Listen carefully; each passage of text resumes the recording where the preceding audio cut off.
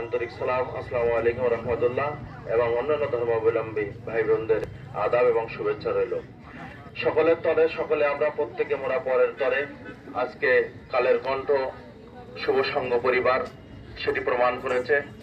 তারা এই কনকনে শীত, টিপ টিপ বৃষ্টি চলছে, এরপরেই শুরু হবে প্রচন্ড শীতের তীব্রতা। এই তীব্র শীতের কে সামনে রেখে আমাদের এই উপকূলীয় অঞ্চলের প্রবীণ ব্যক্তিদের কথা চিন্তা করে তারা 300 কম্বল আমাদের শীতার্তদের মাঝে বিতরণ করতে এসেছেন, বিতরণ করছেন, আমাদেরকে আমন্ত্রণ জানিয়েছেন।